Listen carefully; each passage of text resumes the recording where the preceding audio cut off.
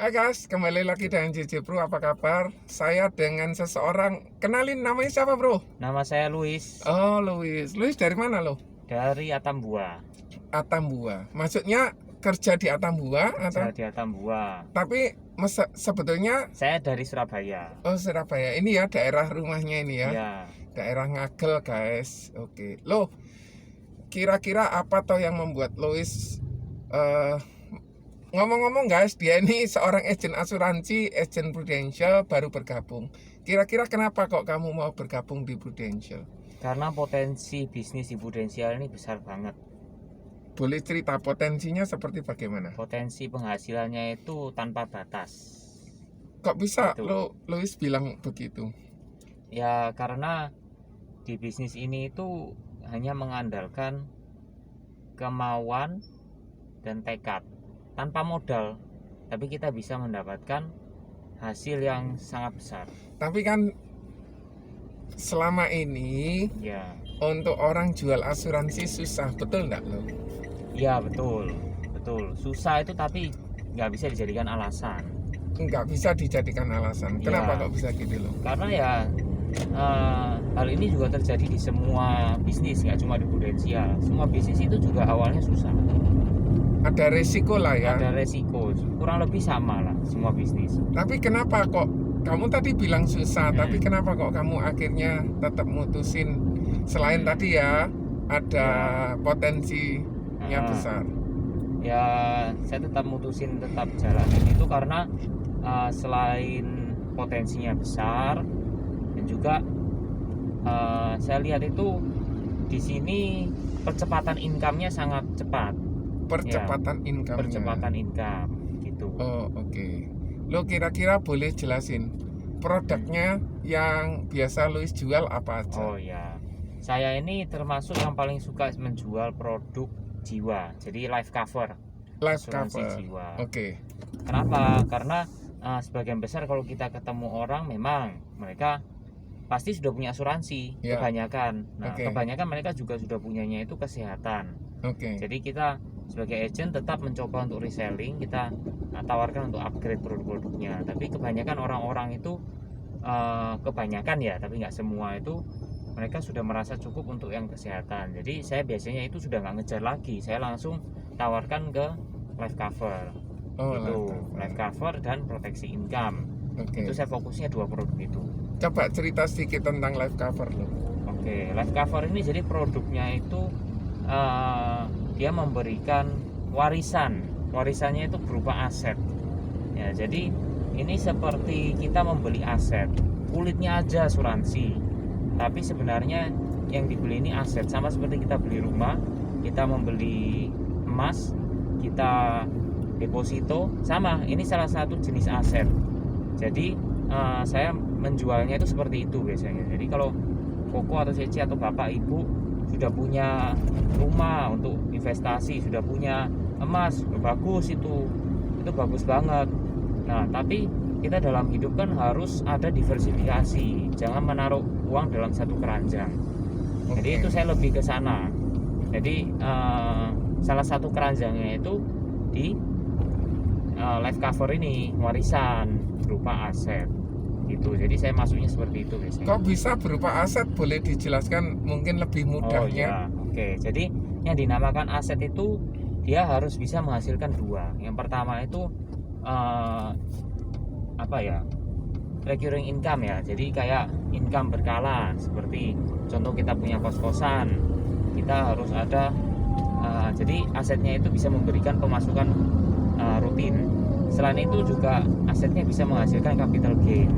Capital gain itu seperti misal kita beli rumah berapa tahun yang lalu, harga rumahnya 500 juta. Kemudian 10 tahun kemudian harganya jadi katakanlah jadi 1M misalnya. 1M berarti itu ada kenaikan capital gain. Tapi capital gain itu nggak bisa langsung kita nikmati kalau belum kita jual. Jadi suatu aset, contohnya kayak rumah itu, misal kita beli tadi ya 500 juta, dia memang sekarang harganya jadi 1 miliar, tapi kan kita masih meninggali, kita belum kita jual ya, masih setelah itu kita jual misal dapatnya 1 miliar, tapi kalau misal akhirnya kita mau belikan rumah di sekitarnya harganya sama-sama 1 miliar, itu masih belum bisa dikatakan capital gain. Sesuatu dikatakan capital gain kalau misal setelah kita jual kan 1 miliar, kita untung 500. Kita beli rumah di sekitarnya masih harganya ada yang 500. Nah, Oke. itu bisa dibilang capital gain. Iya. Kalau dihubungkan sama asuransi, Oh capital gain sama yang satunya tadi recurring Oke. atau apa tadi? Ya, kalau dihubungkan dengan asuransi, nah, asuransi ini dia memberikan daya ungkit. Jadi misal kita mau menciptakan aset, katakanlah 10 miliar, kita nggak perlu harus mengeluarkan uang sebesar 10 miliar. Oke. Kita bisa mengeluarkan, kalau misal masih usia muda seperti saya ini, bisa 1/10-nya. Bahkan cuma 1 miliar aja kita bisa menciptakan aset 10 miliar. Dan juga 1 miliar 10 miliar. 10 miliar itu. Kalau untuk orang yang usia kurang lebih 40-an itu kurang lebih 1/6-nya, 1/6 dari nilai aset.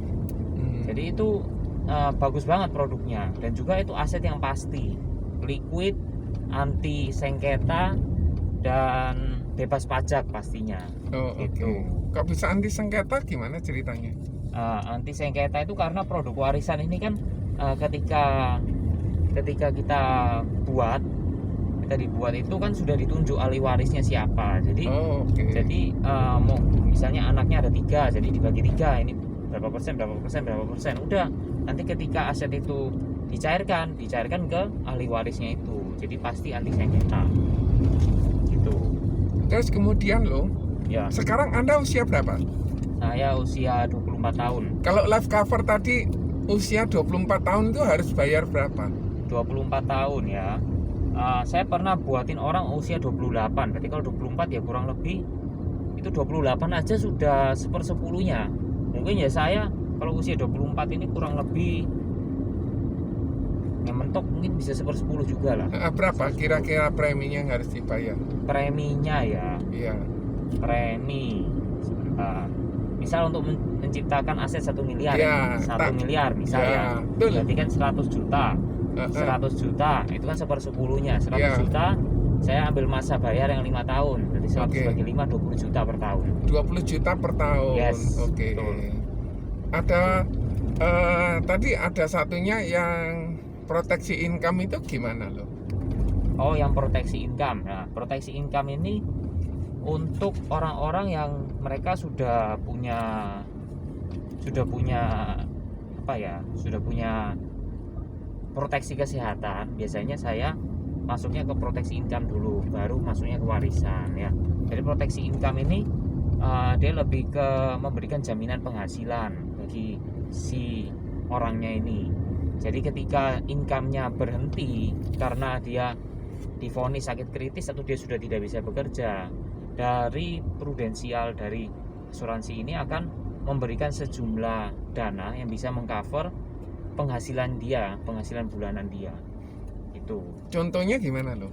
Contohnya, misal seseorang ini dia bekerja dan menghasilkan income kurang lebih katakanlah 20 juta per bulan. Iya. Biasanya saya buatkan 20 juta, saya kalikan 1 tahun itu berapa? Berarti 12 kali 240 juta. 240 juta. 240 juta dikalikan 5 tahun. Berarti Oke. kurang lebih 1,2 M. 1,2 M. Nah, kenapa saya pilih 5 tahun? Karena kalau orang tidak bekerja lagi atau ya tidak bekerja lagi yang diakibatkan karena dia sakit kan mentok, paling parah itu kanker itu masa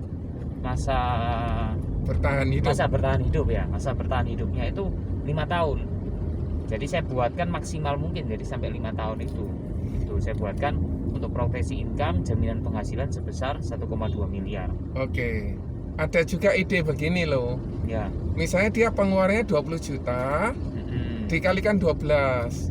Oh, Setelah ya. itu tinggal dibagikan bunga bank yang ada sekarang. Misalnya bunga banknya 5% atau 6%. Maka dia harus punya uang pertanggungan sebesar 4 miliar. Nah, uang ini kalau didepositokan dengan sejumlah bunga bank 6%, maka uangnya dia tetap bisa dapat uang 20 juta. Jadi uangnya itu enggak habis. Jadi ada beberapa patokan ya, guys. Ya. Oke. Lo kalau misalnya orang ini sudah diberitahu tentang penjelasan, tapi tetap aja nggak mau beli, kira-kira kenapa ya lo? Biasanya orang-orang ini mereka ngomong gini, oh saya sudah punya asuransi, Oke, udah punya banyak polis, oke, udahlah saya nggak perlu. Itu Oke. pertama biasanya gitu. Ya. Atau uang saya sudah banyak, saya nggak perlu ikut asuransi, semuanya bisa saya tanggung lah biaya-biaya yang terjadi karena resiko itu. oke, Oke, atau bisa aja dia ngomong banyak lah kok, banyak itu biasanya ada yang masih, oh saya masih bicarakan dulu dengan keluarga. ya, Terus, oh keluarga katanya gini gitu. Kadang banyak lah, ada yang pandangannya malah negatif banget terhadap asuransi gitu. Lah kalau Lois mengetahui fenomena seperti itu, kira-kira usaha apa yang harus dilakukan supaya kita bisa berhasil melakukan penjualan atau kita berhasil melakukan edukasi? Saya lihat dulu, saya pertama-tama biasanya kan ketemu orang. Nah itu saya fact finding dulu. Fact finding, saya banyak bertanya tentang kehidupannya dia, tentang pekerjaannya, tentang keluarganya dan lain-lain. Setelah dirasa cukup kan berarti saya sudah tahu keadaannya dia itu gimana secara garis besar lah. Nah ketika dia memberikan objection, dia memberikan pendapat ya, jadi saya bisa tahu cara menjawabnya seperti apa.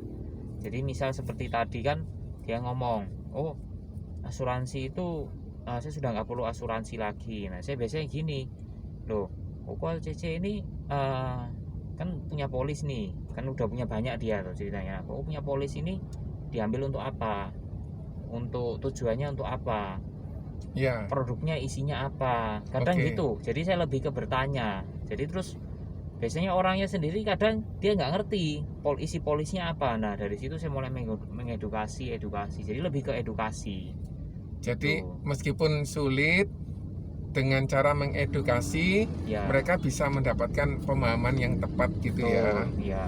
Jadi intinya bukan untuk cari keuntungan, Betul. tetapi mengurangi dampak kerugian secara ekonomi ya. Ya Apalagi pada saat asuransi life insurance itu kan sebetulnya bukan asuransi buat yang meninggal, tetapi untuk orang yang ditinggalkan. Asuransi hidup, asuransi kehidupan, jadi untuk orang yang ditinggalkan, khususnya mereka yang cari nafkah ya lo ya. ya.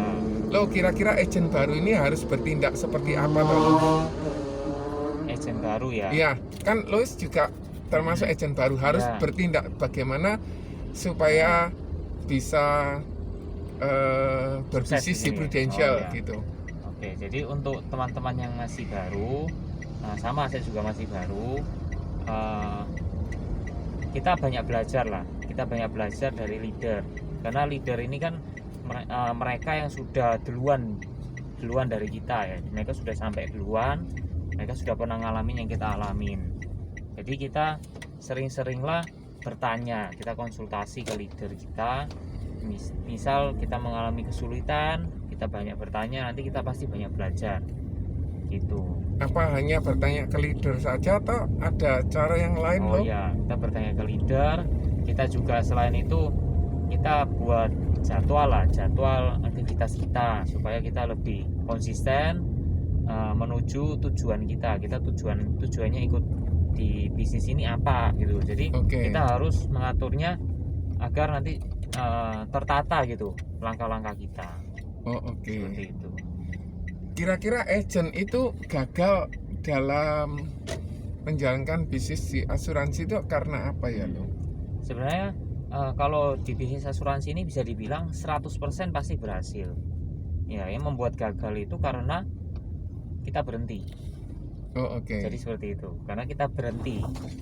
Kalau kita tetap jalan terus, mencoba terus, pasti berhasil. Tanpa ada kita pikiran, oh kita berhenti di tengah jalan. Kalau kita berhenti pasti kita gagal. Oh oke. Gitu. Tapi kenapa sih seorang agent itu berhenti lo? Biasanya berhenti karena mungkin dia udah nggak ada aktivitas, terus dia ketemu kesulitan, dia mikir sendiri tanpa dia nggak ada konsultasi. Tidak berkonsultasi. Nah, dia tidak berinteraksi dengan leader, jadi dia ketemu kesulitan, dia mikir-mikir sendiri, waduh aku nggak bisa kayaknya. Dan ini tidak di dapat sini. jawaban ya. Dan nggak dapat jawaban, akhirnya mentok, udah kayaknya ini bisnis nggak cocok buat aku, akhirnya berhenti. Selesai. Oke. Jadi pesannya mereka disarankan untuk terus beraktivitas, Terus. berkomunikasi dengan leader, belajar dengan leader, belajar dengan sistem yang ada di kantor gitu ya, boleh ya. Betul. Atau training-training semua yang ada di kantor. Ya. Oke, guys, kalau misalnya mau bertemu atau bergabung dengan bisnis Prudential, lo boleh kasih nomor teleponnya lo. Oh ya, boleh. Jadi teman-teman bagi yang ingin bergabung bisa langsung hubungi saya ya. Hubungi saya di nomor 081 Oke. 230 Oke. 930 670. Oke, Ya. diulang sekali lagi. Oke, saya ulang ya. Dicatat ya teman-teman ya. 081 230 930 670. Oke. Atau bisa juga kunjungi sosial media saya di Instagram ya, dengan nama Luis LOUIS Antonio _ ya, atau mungkin nanti Ko Joni bisa taruh di bawah sini ya, ditambahi gitu. Oke. Oke, Tergantung editnya bisa nggak? bisa nanti aku bantu kok. Wow, keren ya. Ya. Oke guys, inilah Oke. percakapan saya dengan Luis. Semoga bermanfaat ya. Oke. Dan kita semua boleh sukses di Sukses. Prudential. Tetap sehat, tetap semangat, tetap produktif. God bless you all. Oke, God Bye. bless you.